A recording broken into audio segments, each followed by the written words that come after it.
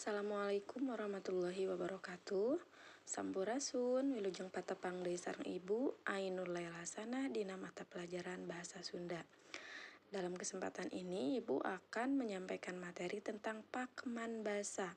Pakeman basa itu jadi bahasa yang sudah baku, sudah ada aturannya. Pakeman basa yaitu bentuk bahasa yang khusus dan mandiri, serta arti yang dikandungnya itu tidak bisa diartikan begitu saja menurut arti tata bahasa atau unsur-unsur yang membentuknya. Jadi pakeman bahasa itu sudah ada pakem-pakemnya, sudah ada aturannya, tidak bisa dirubah. Apabila dirubah bahasanya, maka artinya pun akan berubah. Rupa pakeman bahasa atau macam-macam pakeman bahasa. Salah satu kekayaan bahasa Sunda itu diantaranya adalah pakeman bahasa. Pakeman bahasa itu banyak sekali jenisnya. Hanya saja di sini Ibu kasih contoh dua saja, yaitu babasan jeung paribasa. Yang nomor 1 babasan. Babasannya itu yaitu kumpulan kata atau frasa yang mengandung arti dan maksud yang sudah tentu atau sudah baku, serta mengandung arti pinjaman atau kiasan. Contohnya, yang pertama hampang birit. Hampang itu artinya enteng, birit itu bokong.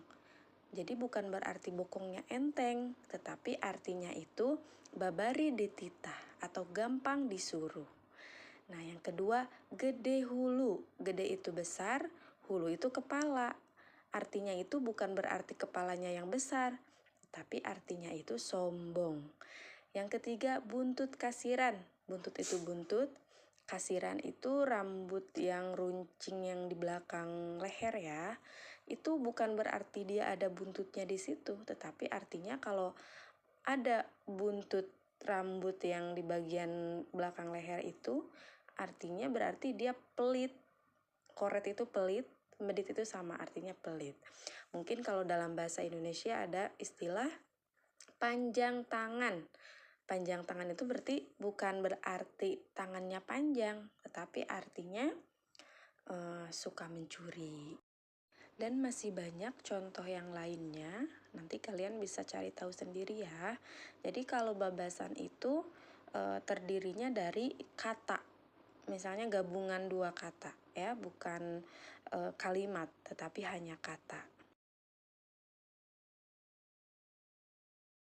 Yang nomor 2 adalah paribasa atau pribahasa, yaitu susunan bahasa dalam bentuk kalimat yang arti dan maksudnya sudah ditentukan atau sudah baku, serta mengandung arti perbandingan tentang perilaku kehidupan manusia. Contohnya adalah yang pertama, adat kakurung ku iga. Adat itu perilaku atau sikap, kakurung itu terbungkus, ku iga oleh iga. Iga itu anatomi tubuh tulang iga ya, yang bagian bawah dada. Nah, bukan berarti perilakunya terbungkus oleh tulang iga, tetapi artinya adalah tabeat mah hese dipijeuna atau dirobahna.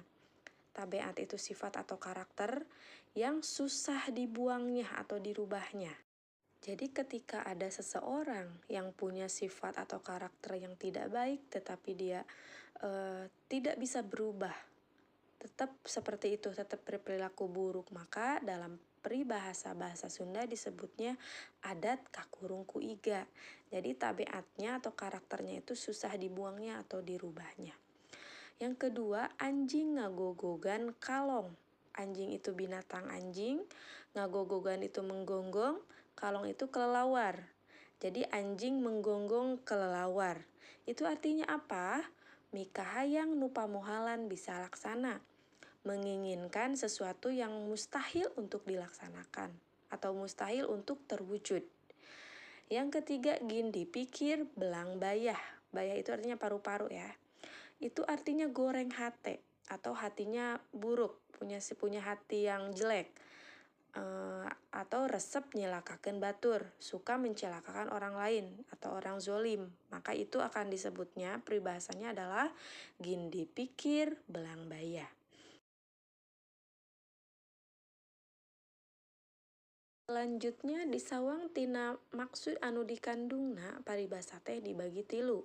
Jadi dilihat dari maksudnya, peribahasa itu dibagi tiga.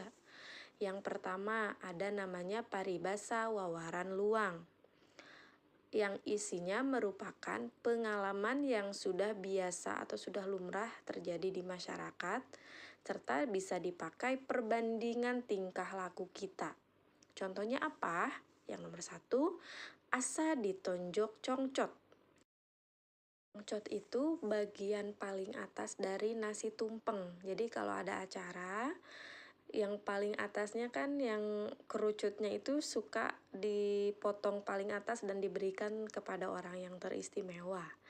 Nah, asa ditonjok congcot, asa itu seperti ditonjok yang bagian atas tumpeng itu yang semua orang menginginkan. Itu artinya apa? Narima barang nuges lila dipikahayang bari teu disangka-sangka. Jadi ketika ada orang mengungkapkan istilah asa ditonjok congcot, berarti artinya menerima sesuatu yang sudah lama dia inginkan dan tidak disangka-sangka. Jadi kebahagiaan yang luar biasa ya. Yang nomor 2 adalah banda tatalang raga. Banda itu harta, tatalang itu pengganti, raga itu ya raga badan. Jadi banda tatalang raga itu ulah lebar dina ngagunakeun harta banda pikeun kasalmatan awak urang. Jadi jangan sayang menggunakan harta benda untuk keselamatan diri kita. Jadi kalau sakit jangan sayang-sayang untuk berobat untuk keselamatan diri kita. Jadi kita akan melakukan apapun, mengorbankan harta benda untuk keselamatan diri kita. Yang selanjutnya adalah paribasa pangjurung laku halus. Peribahasa perintah untuk melakukan hal yang baik, yang isinya merupakan perintah supaya kita melakukan hal yang baik supaya hidup kita selamat. Contohnya apa? Yang pertama adalah kudu babalik pikir. Harus berbalik pikir. Artinya apa? Berarti kita harus insaf, harus merubah adat atau sifat dari melakukan hal yang tidak baik menjadi melakukan hal yang baik. Yang nomor 2 adalah kudu bodo alewoh. Artinya apa? Lamun urang teu nyaho kudu daek tatanya. Kalau kita tidak tahu, maka kita harus mau bertanya. Jadi kalau bodoh itu harus alewoh kalau dalam bahasa Sunda ya. Jadi ketika kita tidak tahu apapun, maka kita harus bertanya agar kita tahu, supaya kita pintar. Jadi tidak boleh bodoh katotoloyo. Kalau bodoh katotoloyo itu, dia tidak tahu dan tidak mau bertanya. Maka dia akan semakin tidak tahu. Jadi tidak mau belajar. Kalau bodoh alewoh itu berarti dia meskipun tidak tahu, tapi dia mau belajar. Kalau dalam bahasa Indonesianya mungkin peribahasanya adalah malu bertanya, sesat di jalan. Selanjutnya adalah paribasa panyaram lampah salah. Jadi peribahasa yang melarang melakukan hal yang salah. Yang isinya adalah mencegah atau menghalangi terhadap berperilaku yang tidak baik yang bisa membawa kita celaka. Contohnya apa? Yang pertama, ulah biwir nyiru rombengen. Ulah itu jangan atau tidak boleh. Biwir itu bibir, nyiru itu nampan, rombengen itu ujung-ujung nampangnya itu rombeng ya, tidak rata, tidak rapih. Jadi kita peribahasanya adalah ulah biwir nyiru rombengen. Artinya, ulah sok resep nyaritakeun rusiah atau kagorengan batur. Jadi tidak boleh kita menceritakan rahasia atau kejelekan orang lain. Jadi kalau ada orang yang suka menceritakan rahasia atau kejelekan orang lain, maka disebutnya adalah biwir nyiru rombengen. Yang nomor 2, ulah kabawaku sakaba-kaba. Artinya adalah ulah milampah pagawean lantaran ku pangaruh anu teu paruguh. Jadi tidak boleh melakukan hal atau sesuatu karena pengaruh yang tidak baik.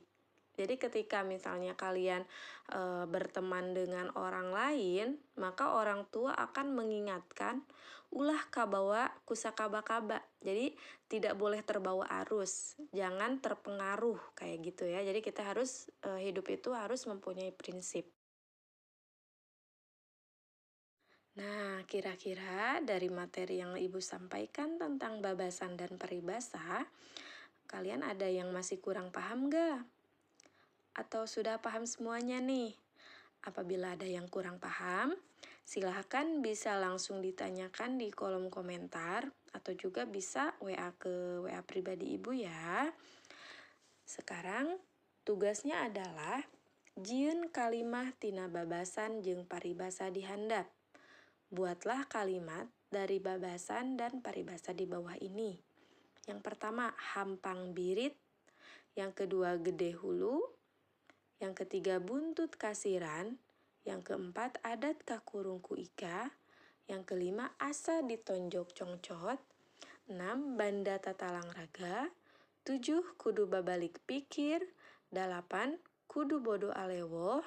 9. Ulah biwir nyiru rombengen. 10. Ulah kabawaku sakaba-kaba. Jadi silahkan kalian buat kalimat dari babasan dan peribahasa di bawah ini. Ditulis di buku tulis, difotokan, dan dikirim ke pesan Edmodo. Selamat mengerjakan ya. Sakitu wae pangajaran basa Sunda dina dinten ayeuna terkait pakeman basa, babasan jeung paribasa. Hatur nuhun parantos nonton. Wassalamualaikum warahmatullahi wabarakatuh.